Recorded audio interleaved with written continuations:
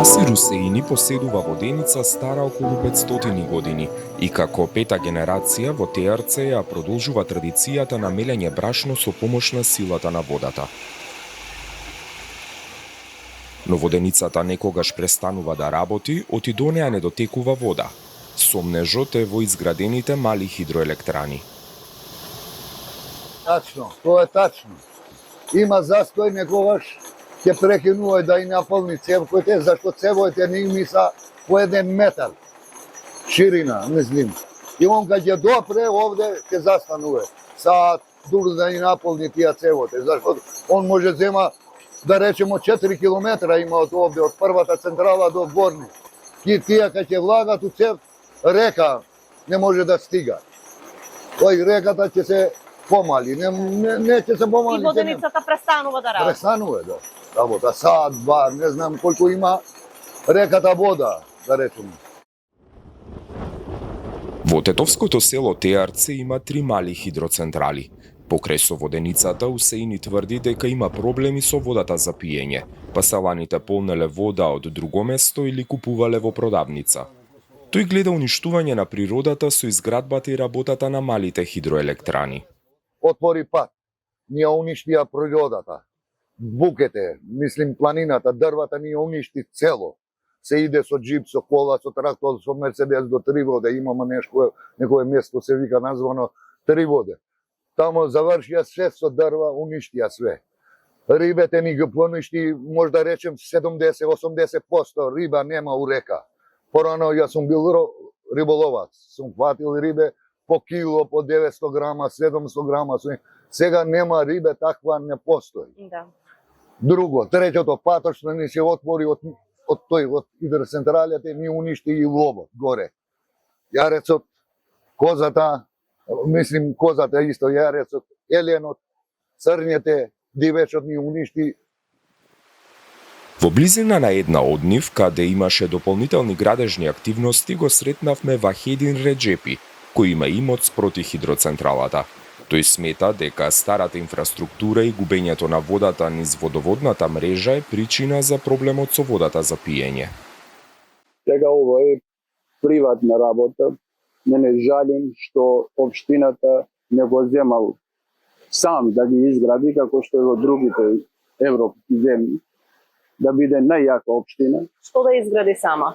Да го изгради сама општината. Што? Хидроцентралата? И да го има под неговото владение централата, за да има профит од тоа. Чим ние сме се затекнали овде да живееме, значи ние сме да живееме тоека бидејќи нас не се свиѓал водата, природата, планината и нормално ние живееме, ние треба да ги користиме тие добра од природа. Меѓутоа, така е работата. Сега со овој, како да речем, приватниот бизнис, некако во Македонија нема ни правила, ни ништо.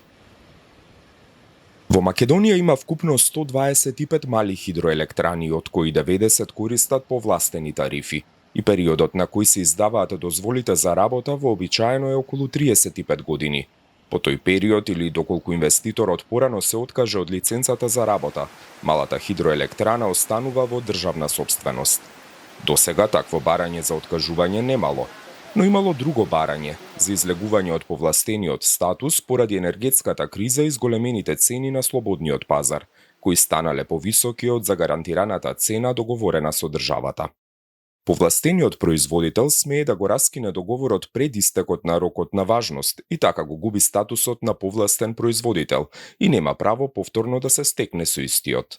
Сега имаме доста случаеви кога повластени производители, па и мали хидроелектрани, не го сакаа повеќе тој статус. Зошто?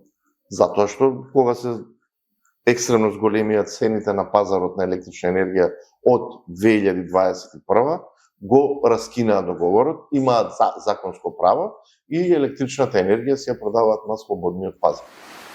Во ревизорски извештај на Државниот завод за ревизија, објавен на 29 јуни оваа година, се нагласува дека ваквата можност на избор неповолно се одразила во енергетската криза.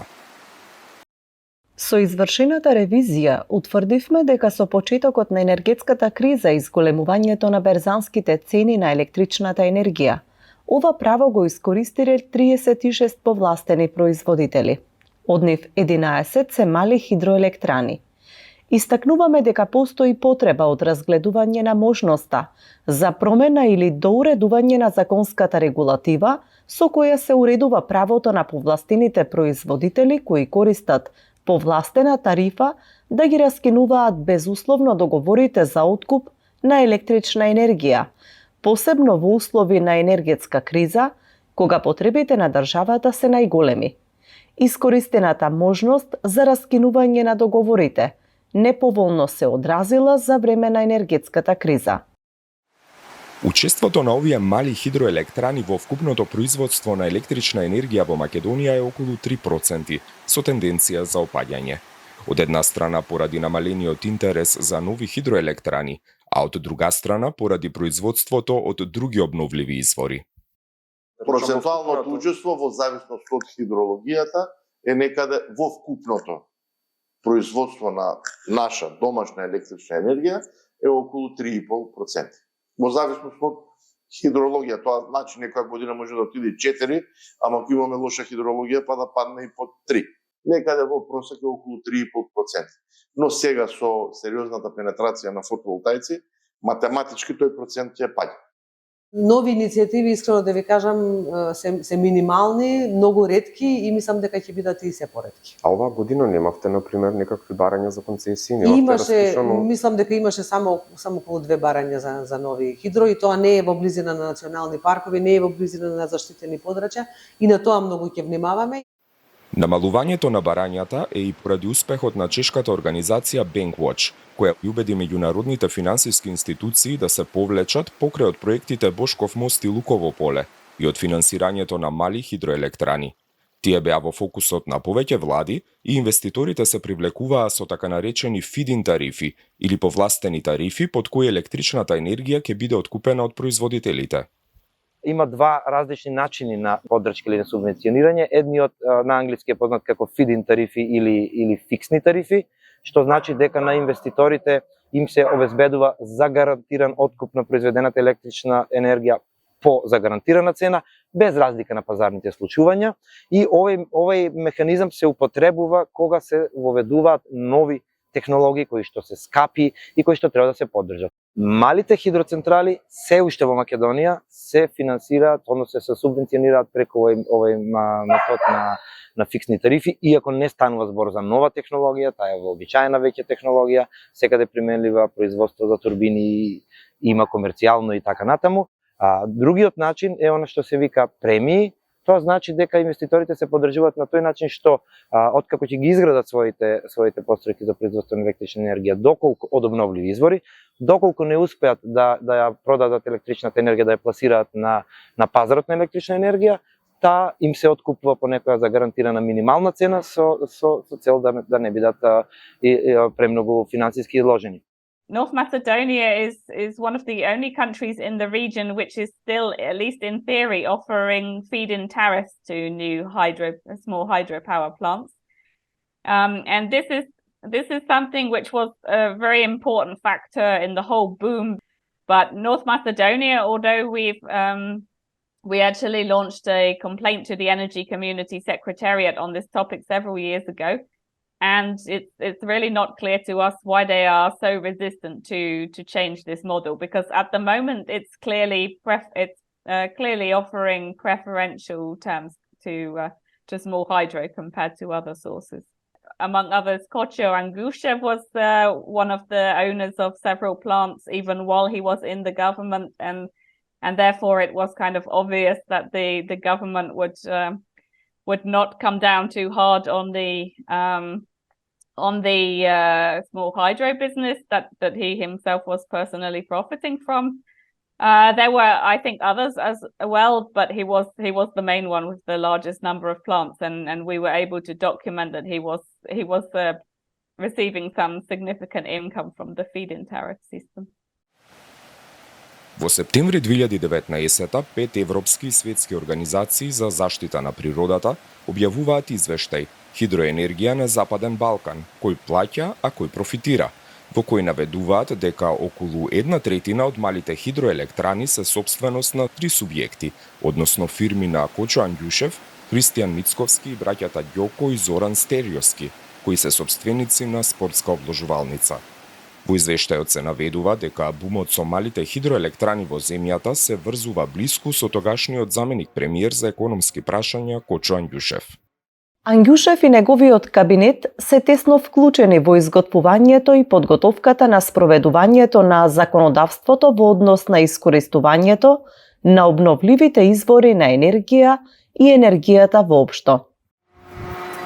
Во извештајот со наслов Кој плаќа, кој профитира, се нагласува дека со изградбата на 3 мали хидроелектрани на реката Тополка, повластените тарифи што ги добива неговата компанија ќе се зголемеле меѓу 850.000 и 1 милион евра годишно. Договорот со владата гарантира откуп на целата произведена електрична енергија по загарантирана цена. Со еден таков договор инвеститорот во било која банка во светот може да добие кредит. Договор со влада кога имате, тоа гарантира поврат на инвестицијата, добиваат кредит, ги градат малите хидроцентрали. Повратот на средствата зависно од издашност на рајките е планиран за некој период од 7 до 9 години и натаму станува збор за практично за заработка. И од сите повластени тарифи кои што сме ги имале во државата и сега дел ги имаме, тоа е убедливо најниска повластена тарифа. Значи, тврдењата дека е 2,5 пати повисока се неточни, затоа што ние треба да разграничиме што е пазар, слободен пазар, а што е регулиран пазар. На слободниот пазар некаде цената во Македонија беше во зависност од годината помеѓу 55 и 60 евра за мегават час до пред да започне кризата и од кога започна кризата, например, оваа енергија која што е повластените производители, вклучувајќи ги малите хидроелектрани, имаше периоди кога беше 5 до 6 пати поевтина. Кај малите хидроелектрани 8-9 пати. Државата не им ја градела инфраструктурата и поврзувањето на мрежата. Доколку во дистрибутивната мрежа има испади, концесионерите добиваат обештетување од државата. Критичните точки биле во Западна Македонија. Конкретна сума не добивме, но добивме тврдење дека таа не била драматична. Согласно нашиот закон за енергетика, доколку малата хидроелектрана не е задоволна со квалитетот на мрежата, има право да поднесе кај нас барање за обештетување.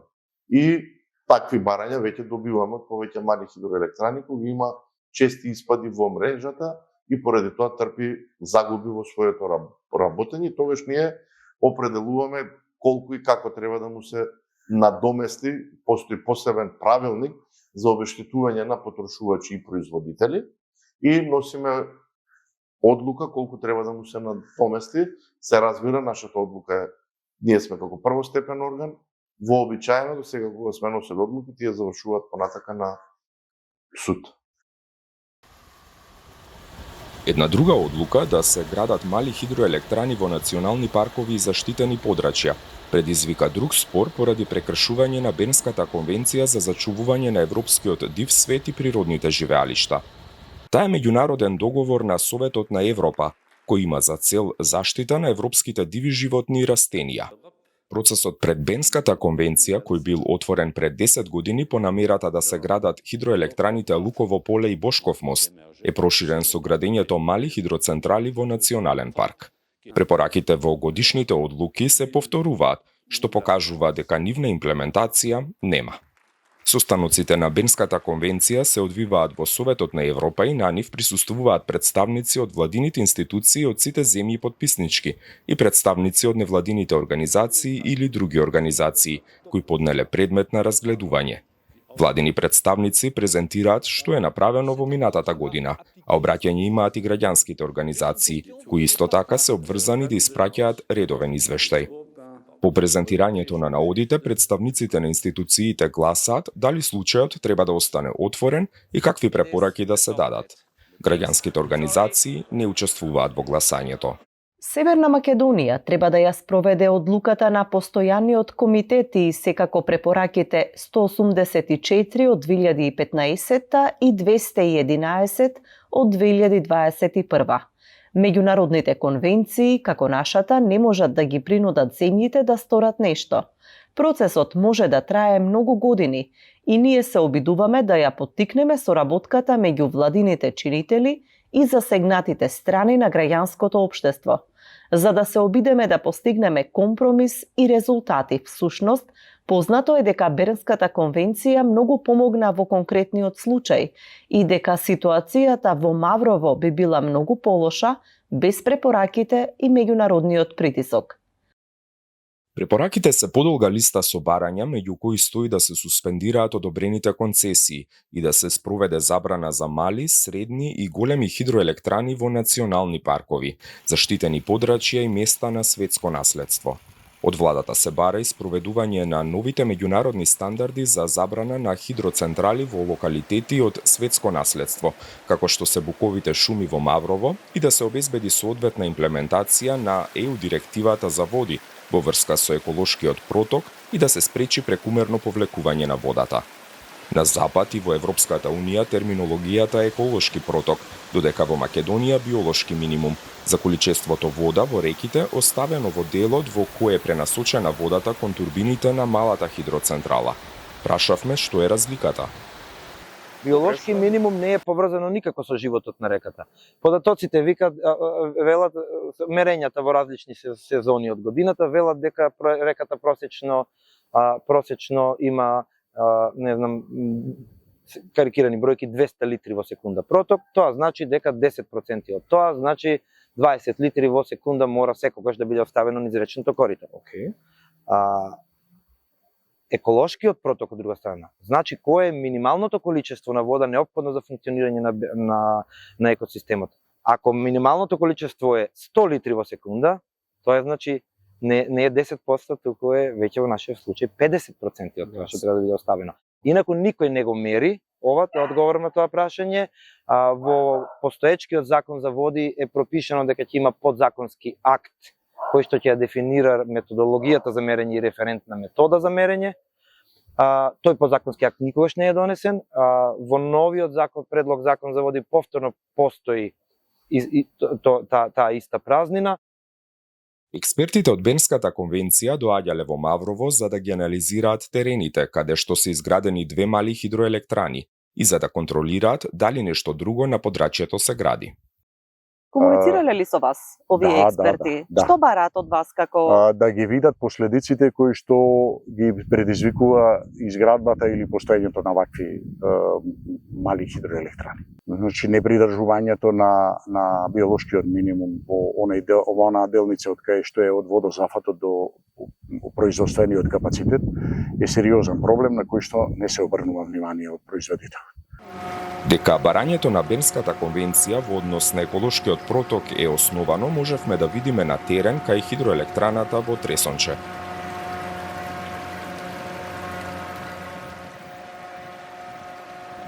На таблата стоеше Hydroenergy Group.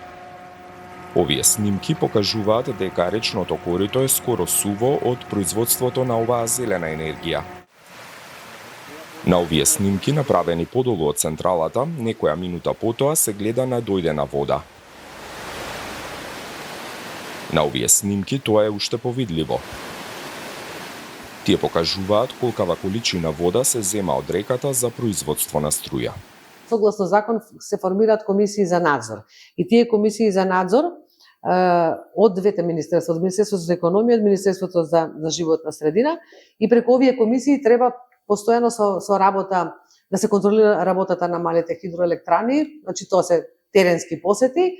Исто така и во случај да има нешто што граѓаните сметаат дека не е согласно со закон, во секое време можат да испратат представка до Државниот инспекторат за животна средина, кој што може да направи и вонреден надзор, да речеме, на работата. Значи, ако сметаат дека има некакво загадување или дека минимумот е загрозен, тогаш секако треба да се обратат до надлежните органи во државата. Да, тоа околу биолошкиот минимум го видовме во Тресонче, например, дека таму тоа воопшто не се почитува. тогаш треба да се реагира и треба да се направи инспекција, да се види зошто инвеститорот, значи оној кој што ја управува или концесионерот, не го запазува минимумот. Малата хидроелектрана произведуваше јак звук, а на таков проблем од прегласно работење при производство на струја ни се жалеа повеќе лица во националните паркови Маврово и Шарпланина. Силниот звук им пречи како на жителите, така и на животните. Проблемот со малите хидроелектрани е што се градат во недопрена природа, а за одвивање на градежните активности се сечат дрвја и се пробива пат. На многу места има остатоци од градежен материјал. Оставениот мал проток на водата го загрозува живиот свет, како во реката, така и надвор од неа, бидејќи така се намалува и водата за дивите животни и стоката. Некои од хидроцентралите се или биле планирани на извори од кои населението добива вода. Таков е примерот во Жировница во Националниот парк Маврово, каде населението од 2018 се бори против изградбата на хидроцентрали. Таму има пресушување и нема да биде профитабилна таа хидроцентрала. Али субвенционирањето е преголемо за нив отколку што е профитабилноста во хидроцентралите. Знаевте ли кој треба да инвестира? Знаеме како не. Hydrogen Energy Group, тој е брат на бивши вице-премиер на државава, на Анџушев. Што сакал да направат? Инвестиција од 5 милиони се споминаше цело време, ама инвестиција е во бетони, не е во вработување и во не знам. Значи уништување целва природа комплет и сега ние да си правиме бајки, да си кажуваме дека брка, така не обвинува, бркате инвеститори. Кои инвеститори? Тој направи фабрика за 200 души да вработи. Во Жировница се среќни што хидроцентралите досега не се изградени, но ги плаши тоа што немаат информации што ќе се случува со двете планирани мали хидроелектрани. Во Министерството за животна средина не информираа дека се во фаза на спогодување за раскинување на договорите за малите хидроелектрани во Жировница. Во германската фондација Euronatür велат дека е фрустрирачки тоа што досега не се раскинати договорите за малите хидроелектрани во јадрото на Центарот за размножување на рисот на Балканот. It could be done if there is enough political will. But most likely there are connections between those who would benefit from the small hydropowers in Mavrovo and those who are in the government. And we criticize this. And this is also, from our point of view, not helping for the accession perspective of North Macedonia to the European Union. Because it's obviously a kind of a clientelistic approach. And this is not compatible with EU acquis and law. Жалам, уште една жалам што во Македонија и сум во контакт со доста кај што имат исти проблем. Ги жалам, само ова е не знам како да се изјаснам грубо, не би требало да најурбана мафија што постои во светот. Него за сега дали на населението ќе му пресуши изворот за напојување. Дали ќе се сочи со не знам какви проблеми, само да дојде до профитабилност. При добивање на дозволите, концесионерите мора да достават анализи за влијанието на нивната градба и работата врз животната средина. Но законот им остава простор за два вида и полесно добивање на дозволите. Нешто што хитно мора да се промени, а тоа е начинот на добивање на дозволите. Дозволите за изградба на мали хидроцентрали имат два можни механизми законски или правни механизми. Едниот е обсежна студија за влијанието врз животната средина, која што подразбира биомониторинг 12-месечен и предвидување на мерки на митигација или односно надминување на штетните ефекти и така натаму. И другиот е еден многу оскуден мал документ што се вика елаборат за животна средина, во кој што инвеститорот образложува какви се состојбите во животната средина и кои мерки ќе ги превземе за нејзина заштита. And often there is no public consultation, so people on the ground only notice when the diggers turn up and start to dig in their riverbed that something is happening. And at that stage, it's extremely difficult to take legal action. This is not only our assessment. The Regional Energy Community Secretariat, which is in Vienna, they've also noticed very strong problems with the environmental impact assessments for hydropower projects in the region, both small and large ones.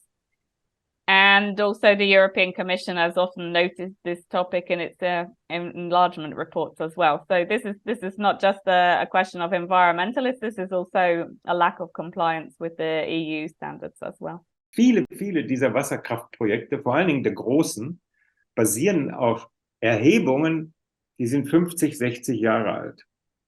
Heute hast du Trockenphasen, wo die Flüsse, kleinere Flüsse sogar austrocknen im Sommer, größere viel weniger Wasser haben. Dann gibt es Phasen mit wahnsinnig viel Wasser, mit Hochwasser. In beiden Phasen können Wasserkraftwerke nicht produzieren. Und das heißt, die normalen Phasen, wo eine bestimmte durchgehende Wassermenge da ist, gibt es so nicht mehr. Das heißt, auch da aus der ist das nicht mehr wirtschaftlich. Кај барањето со елаборат, комуникацијата е меѓу инвеститорот и институцијата, со исклучување на јавноста. Кај барањето со опсежна студија треба да следи јавна расправа со учество на невладините организации и локалната заедница. И во Жировница немало опсежни студии, туку елаборати кои ги шокирале. Не идоме на реално на згрозување на елаборати. Пишано по канцеларии, замислете имаме пасуси на српски јазик.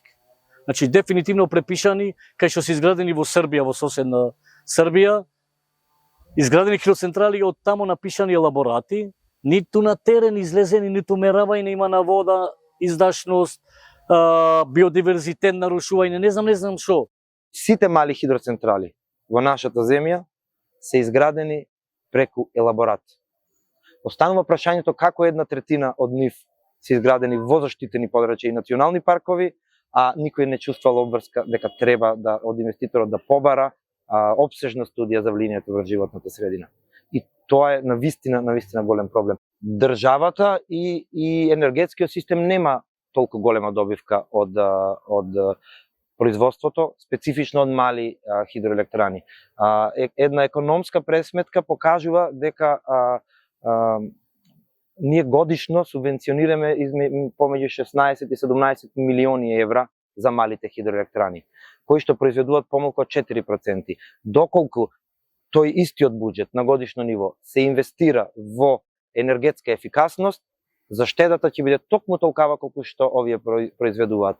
Разликата ќе биде единствено што нема да имаме 70 речни екосистеми уништени и нормално нема да имаме повеќе од 20 локални заедници кои што имаат проблем со водоснабдувањето. Also Mavrovo, Schar, es sind so viele Kraftwerksprojekte in Nationalparken geplant. Das ist widerrechtlich, international. Also auch da muss es für Klarheit gesorgt werden. Schutzgebiete, Naturschutzgebiete sind für den Schutz der Natur. Fertig, aus. Sonst braucht man keins machen. Da ist wahnsinnig viel Platz für Korruption, wahnsinnig viel Platz, auch Geld verschwinden zu lassen. Wer weiß schon, was das alles insgesamt kostet und was das da wirklich kostet. Also das ist, glaube ich, die Korruption ist für mich der eigentliche Treiber hinter dem Ganzen. На југоистокот од Македонија, екоактивистите подготвуваат тужба против изготвувачи на елаборати. Луѓето излегоа на протест откако видоа дека на Кожув дошле машини да копаат. За да ја спасат реката и планината, бараат Кожув да биде прогласен за национален парк. Нема да дозволиме ова да се случи, како што во 2017 не дозволивме да почне изградбата на рудници на Кожув. Сега народот, граѓаните се исто определени дека на Кожув ќе нема мали хидроцентрали. Ова наше природно богатство мораме да го заштитиме по секоја цена и ќе го заштитиме.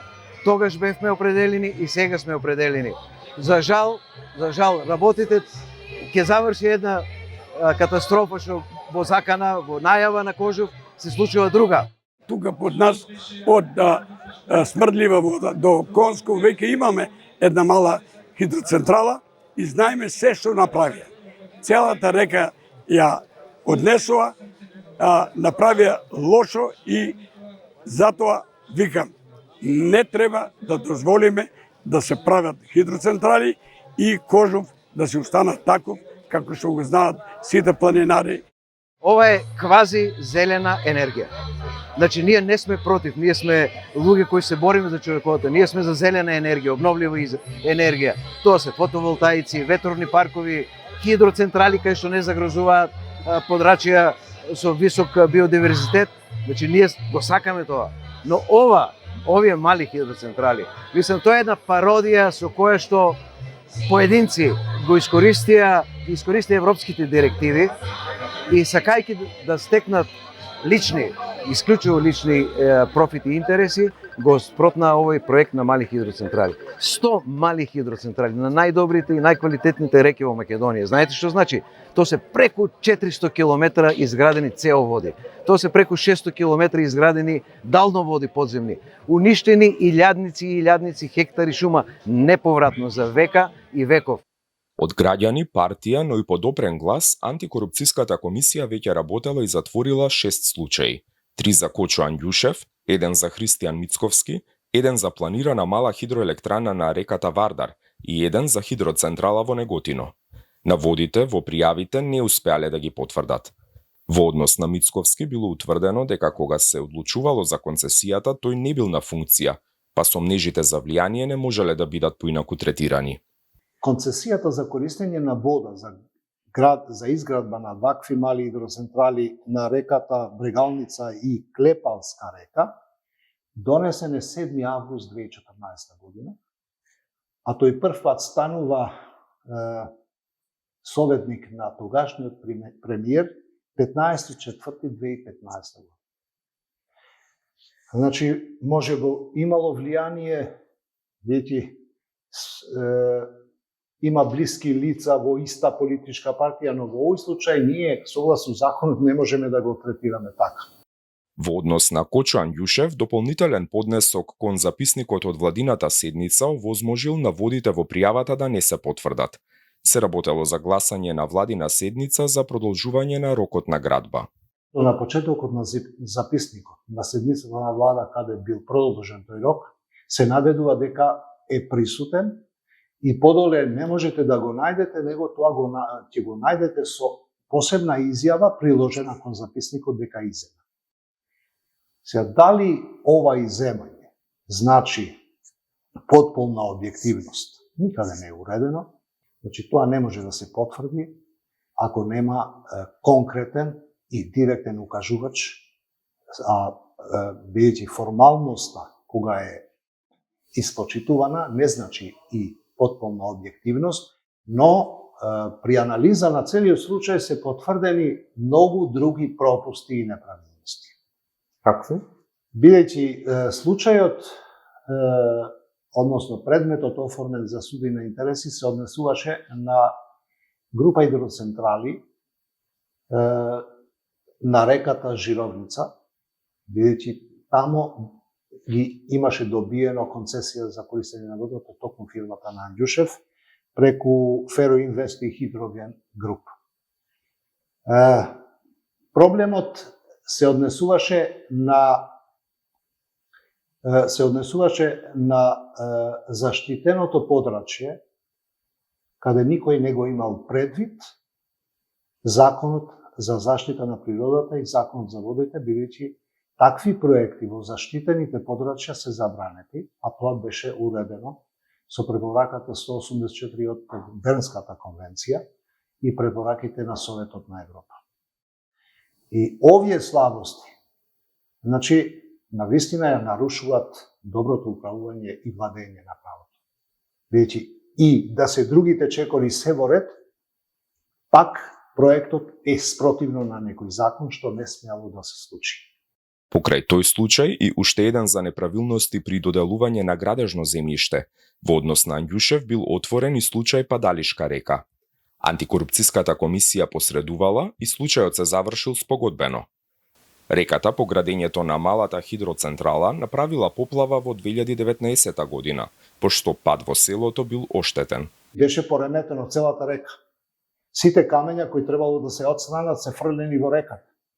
Од таму каде е земена водата, значи не се работело според проект, него е копано кој каде стигнал. Значи нарушен, конфигурацијата нарушена.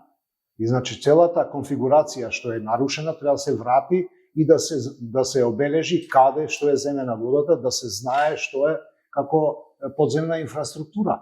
Да не беше случајот отворен пред нас, никој друг не се интересираше, иако јас преку таков предмет се јавив во општина Гостивар, каде и сум работел пред да дојдам тука, дека тие се надлежни. Дека тие мора да го следат од денот кога се издава одобрење на градба, се до крајот како се спроведува проект. И во Националниот парк Маврово, но и во соседниот Чарпланина, најдовме жители кои беа незадоволни и тврдеа дека имале проблеми со своите имоти поради малите хидроцентрали. Од движење со тешка механизација и копање во приватни парцели до неисплатен имот, спектарот на жалби е широк. Тоа зна по-добро тие што го направиле и како го направиле. Ама река више нема тоа вода што имаш, затоа иде у централа. Колку јас слушнав, имаше многу проблеми со тие приватни луѓе што влезет каналот на приватни парцели. Нема со ниеден приватник спогодба како и дали со пари или со сила или не знам ја. Сите луѓе се жалат за тоа. А зашто нема спогодба со приватници, и тоа треба да знаат тие што му дајле право да згради тоа централа, дозвола на приватно имот му дајле држава дозвола. Не го праша ниеден приватник, ниеден. Сака е по една марка да една марка се понедат, поварно џабе земја, него една марка. Земјиштето ваше? Да. Мене ми платија со големи напори 6 евра. Квадрат. А другото ништо. Ја можам, ќе видиме, све со лага и така остана. Не ми платија воопшто. Све со лага се работаше овде. Дојди ти, молим те, на страна земји ми и во 11 сатов ми доваѓаат од Скопје да ме убедуваат мене. Местото за да ми ја земја. Тие бе све со лага. Да ги убедат народот и да ги земат пошто зашто. И сега, тоа е. Зејнула Бојаджи, кој не однесе до хидроцентралата, ни кажа и дека нему 1500 квадрати земјиште не му биле платени. И таа и други хидроцентрали се градени на ист начин. Малите хидроцентрали од деривационен тип се градат на тој начин што на некој горен тек на реката се прави зафат во кој што се зафаќа целата вода или 90% од водата и таа се става во цевка. Цевката е ископана покрај речното корито и може би е со должина од 2 па и до 5 километри. Тоа е со цел да се контролира притисокот и падот на водата и 5 километри или 3 километри по долниот тек на реката се наоѓа турбината каде што од цевката се пушта водата. Тоа значи дека тие други километри кои што е пренасочена водата, имаме празно речно корито. Во Европа веќе се спроведуваат проекти за реставрација на реките, отстранување на хидроцентрали, брани и ослободување на речните корита. На европските реки досега се отстранети 6223 брани и препреки. Таков пример на Балканот има во Црна Гора. In France, a lot of dams have been torn down, also larger ones. So now there is a program, it's called Open Rivers. So, and dam removal has become a big topic. За останатите овие препреки, ние во текот на оваа година успеавме да направиме она припремна работа за текот на реката Пчиња и притоките на реката Пчиња, на која што има повеќе од 40 такви бариери, брани, слапови и така натаму, кои што го фрагментираат речното корито, го фрагментираат живеалиштата на биодиверзитетот. Имаме и реставрација на дел од речните корита. Ќе работиме на шарпланина на реката Бистрица, на која што има 3 мали хидроцентрали веќе, а во Маврово ќе работиме на мала река. Прашавме во Европската комисија дали македонските власти побарале пренесување искуство и финансиска поддршка од ЕУ за обновување на реките погодени од малите хидроцентрали. Властите од Северна Македонија немаат побарано ни пренесување на знаење или искуство, ниту финансиска поддршка од Европската комисија во врска со обновувањето на реките потенцијално погодени од малите хидроелектрани. Во германската фондација Euronatür сметаат дека малите хидроцентрали кои што се економски неисплатливи треба да се срушат и реката да се врати во првобитна состојба. Повикуваат нови воопшто да не се градат. You divert all the water, you lose all the nature, you have all these social impacts and almost no increase in electricity production because it's so small in comparison what is needed. So there is a kind of a thumb rule that 95% of hydropower plants, they produce less than a few percent of electricity from hydropower. So in total, it's not significant at all. So we destroy nature without a benefit for the society. Some, they have a benefit. And these are usually those who have the concession, because they earn really money with it.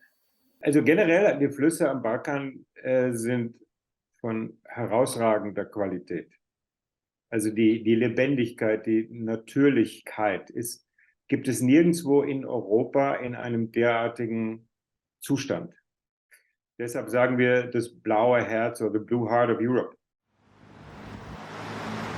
Енергетската стратегија на македонската влада до 2040 година предвидува дека дотогаш 44% од вкупната потрошувачка на финалната енергија ќе бидат од обновливи извори. Во тие проценти влегува и струјата од малите хидроцентрали. Согласно договорите за концесија кои ги има склучено Министерството за економија, се очекува дека во наредниот период во комерцијална работа ќе бидат пуштени 8 мали хидроелектрани кои се во завршна фаза на изградба. Македонските власти се одлучни да не ги раскинуваат договорите со оние кои почнале или веќе изградиле мала хидроелектрана.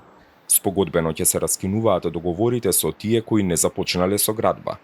Нови немало да се градат, оти се научило од грешките, а и граѓаните требало да се слушаат.